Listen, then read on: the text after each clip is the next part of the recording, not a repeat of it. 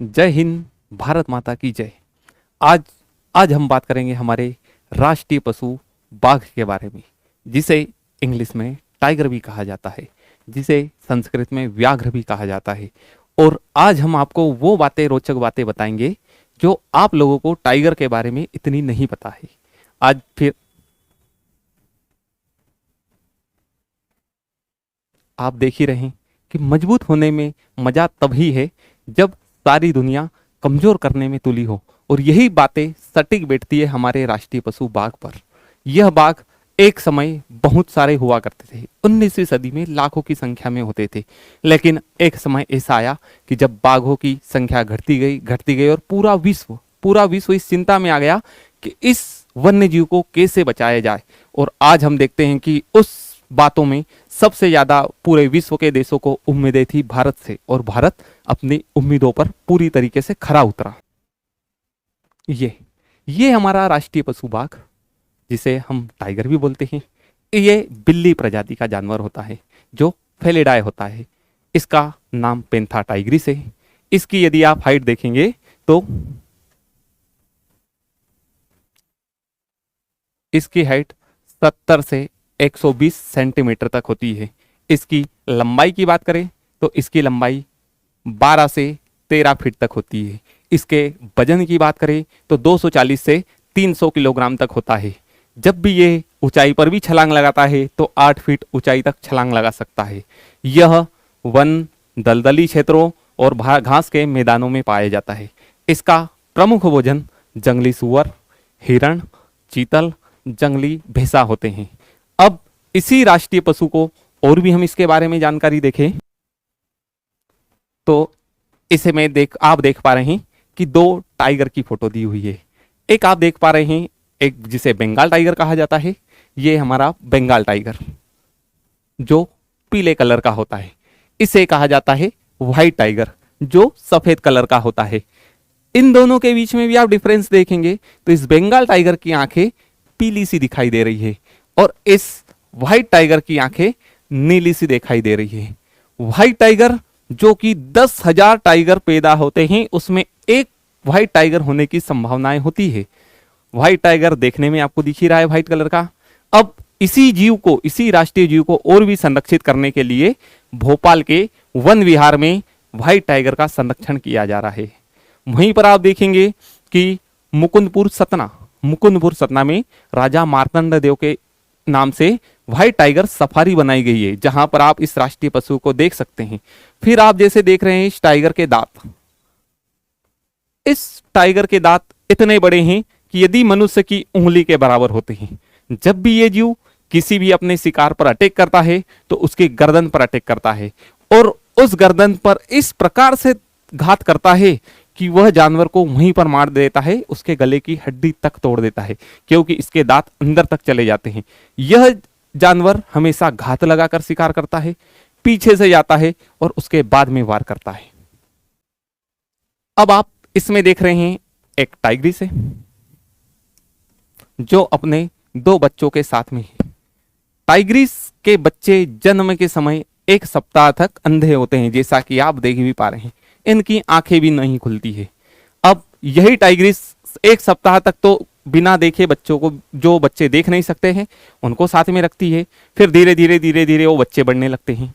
लेकिन एक टाइगर प्रजाति की एक और ये बात कहें कि टाइगर प्रजाति के जानवर कभी भी, टाइग्रिस तो अपने बच्चों को बड़ा करती है, लेकिन दूसरा कोई सा भी टाइगर नहीं चाहता है कि उसके बच्चे और भी बड़े हो, और टाइगर आता है इन बच्चों को मार देता है। तो अब इसी टाइग्रिस माँ के पास जिम्मेदारी होती है अपने बच्चों को दूध पिलाने की, अपने बच्चों की सुरक्षा करने की और अपने खुद के लिए शिकार करने की। अब इन 3 ही चीजों को किस प्रकार से टाइग्रिस, मादा टाइगर कैसे हैंडल करती है, अब आप इस स्लाइड में देख रहे हैं कि हम क्या हैं, हम क्या करते हैं और हम क्या कर सकते हैं। यह सिर्फ और सिर्फ हम ही जानते हैं। बहुत से लोगों को लग रहा होगा कि इस टाइग्रिस ने अपने बच्चे को खा लिया है, लेकिन ये कतई नहीं है। ये टाइग्रिस क्या कर रही है कि इसी टाइग्रिस को अपने बच्चों की सुरक्षा के लिए दूसरे टाइगरों से, अपनी प्रजाति के ही जानवरों से सुरक्षा के लिए अपने बच्चों को बचाना होता है, तो यह हर समय समय पर अपने बच्चे को इसी तरह से उठा उठाकर अपनी जगह परिवर्तित करती रहती है। क्यों? क्योंकि अपनी प्रजाति का टाइगर आके उसे मारे ना, क्योंकि इसे शिकार के लिए भी जाना होगा, इसे अपने बच्चों को दूध पिलाना होगा, तो इसके लिए एनर्जी भी चाहिए होगी। ये शिकार करने के लिए जाएगी, लेकिन अपने बच्चों की जगह को परिवर्तित करने पर। अब आप इस स्लाइड में देख रहे हैं, ये भी टाइग्रिस है। आप इसकी जबान देख रहे हैं, बहुत सारी खुरदुरी है, इतनी खुरदुरी है, इतनी खुरदुरी है कि ये अपने बच्चे को अपनी जबान से साफ कर रही है। दूसरी चीज होती है कि टाइगर के पास में यदि कोई भी व्यक्ति जाए तो डर तो लगेगा ही, ना का इलाज कर सकते हैं। तो भगवान ने ही उन्हें ऐसी जीभ दी है कि यदि टाइगर को कोई चोट भी आती है तो अपनी जीभ से ही वो खरोच खरोच के उसके ऊपर जो वायरस बैक्टीरिया लगा होता है उसे साफ कर देता है। क्योंकि जब भी चोट होगी यही चीजें धीरे धीरे बढ़ते बढ़ते और उसे अंगों को खराब करेगी, इसलिए ये अपनी जीभान से ही साफ करते हैं। और यदि जानवर के परिप्रेक्ष्य में कहा जाए, अपने शिकार के इसमें कहा जाए कि यदि अच्छे प्रेशर के साथ जबान से उस पे अपने शिकार पर चला दे तो उसकी चमड़ी तक निकाल सकती है, इतनी खुरदुरी जबान होती है इनकी। इस स्लाइड में देख रहे हैं, अब हमने कहा कि टाइगर कभी भी साथ में नहीं होते, लेकिन आपको यहां पर एक टाइग्रिस दिख रही है,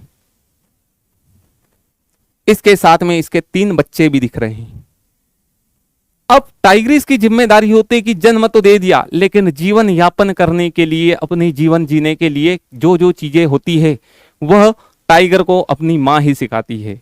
अब आप इसमें देखेंगे, एक स्लाइड में तो उसके बच्चे अंधे थे, इस स्लाइड में देख रहे हैं कि अब यही बच्चे धीरे धीरे बड़े हो गए हैं, और बड़े होने के बाद में अब अपनी मां अपने बच्चों को जंगल में रहने के लिए, जीवन यापन करने के लिए जो जो चीजें सिखाई जाती है वो सिखाने के लिए आई है।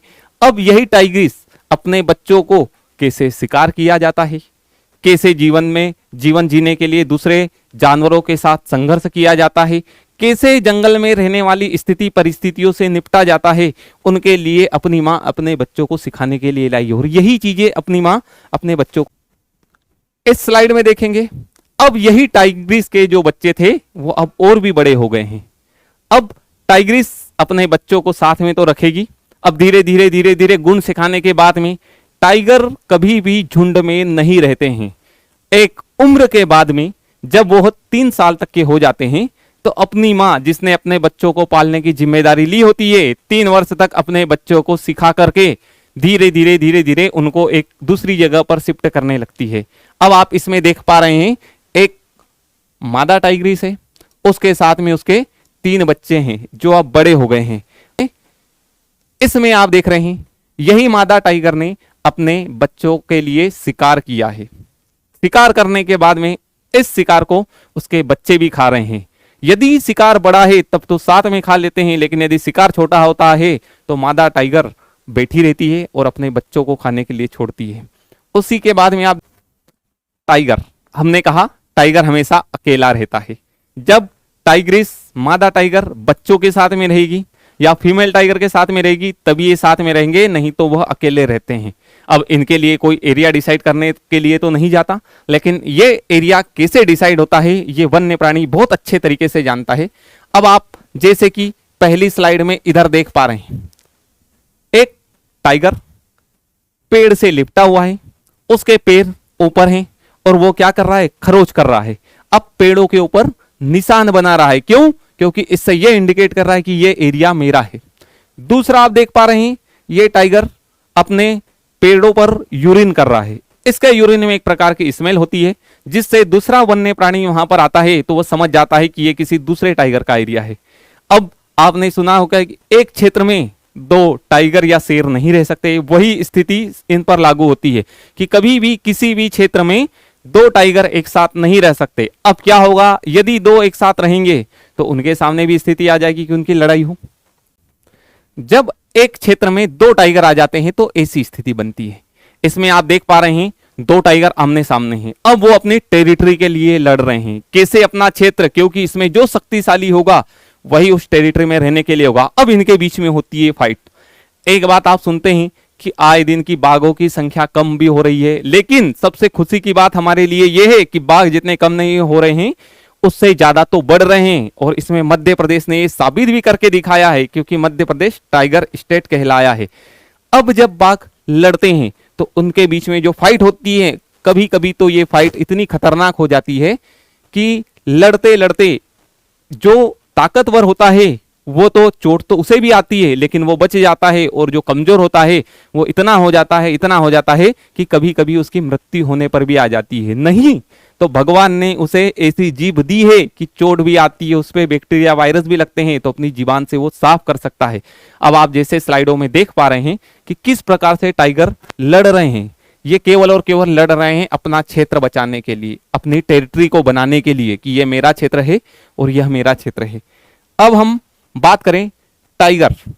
जब हमारे आज देखा, हम हमारे राष्ट्रीय पशु के बारे में ही देख रहे हैं, टाइगर के बारे में ही देख रहे हैं, तो कुछ फेमस या तो टाइगर या टाइग्रिस भारत देश में ऐसी हुई है जिनका नाम जिन्होंने एक बहुत बड़े लेवल पर किया है। अब यदि हम टाइगर की बात करें और बात मछली की ना हो, बात मछली टाइग्रिस की ना हो, ऐसा हो नहीं सकता। इस मछली टाइग्रिस का नाम इसकी आंखों पर बनी मछली के कारण इसका नाम मछली पड़ा। यह टाइग्रिस ऐसी है कि पूरे विश्व में सबसे ज्यादा पर्यटक देखने के लिए आते हैं, तो इस मछली टाइग्रिस को देखने के लिए आते हैं। फिर इसमें इसके ऊपर बनी हुई डॉक्यूमेंट्री फिल्म है। यदि कहा जाए तो 1 लाख से ज्यादा तो इसकी फोटोग्राफी हुई है। फेसबुक पर यदि आप सर्च भी करेंगे तो मछली नाम का एक पेज भी बना हुआ है, और इसे कहा जाता है क्रोकोडाइल किलर। क्रोकोडाइल किलर क्यों? क्योंकि इस टाइग्रिस जब मां अपने बच्चों के साथ में होती है और यदि उसके बच्चों के ऊपर कोई अत्याचार करे, तो जब मां का रूप सबसे ज्यादा रौद्र होता है, और यही बात सटीक बैठती है मछली के ऊपर। यह अपने बच्चों के साथ में जंगल में थी, जंगल के पास में नदी थी, नदी में पानी था, पानी में ही मगरमच्छ रहता था। जब इसके बच्चे पानी में गए तो मगरमच्छ ने इसके ऊपर अटैक करने की तब मछली को गुस्सा आया और उसने उसी समय इस प्रकार से मगरमच्छ को ही मार दिया था। मगरमच्छ को मार दिया था, इसी कारण इसे क्रोकोडाइल किलर कहा जाता है। ये तो बात हो गई मछली की। अब यदि टाइगर की बात हो, और उसमें मध्य प्रदेश की बात हो, और मध्य प्रदेश में यदि मुन्ना टाइगर,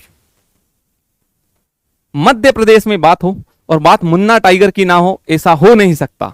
यह मुन्ना टाइगर कान्हा किसली राष्ट्रीय उद्यान में था। अब आज तो हमारे बीच में नहीं है, लेकिन किसी व्यक्ति का, किसी वन्य प्राणी का शांत स्वभाव होता है, उसे कहते हैं कि इसका व्यवहार दोस्ताना है। उसी प्रकार से व्यवहार था मुन्ना टाइगर का। जब भी पर्यटक इसके पास जाते थे, बहुत अच्छे से फोटोग्राफी कर पाते थे, बहुत शांत तरीके से खड़ा रहता था और बहुत अच्छे तरीके से देखता था। अब मुन्ना टाइगर, इसे प्रकृति में भगवान ने पहले से ही, ये बिल्ली प्रजाति का तो जानवर है ही, साथ में इसके ऊपर प्राकृतिक रूप से यहां पर केट लिखा हुआ था। उसके बाद में आप देखेंगे कि यहां पर भी आप देखेंगे तो यहां पर PM लिखा हुआ है। PM मतलब प्राइम मेल।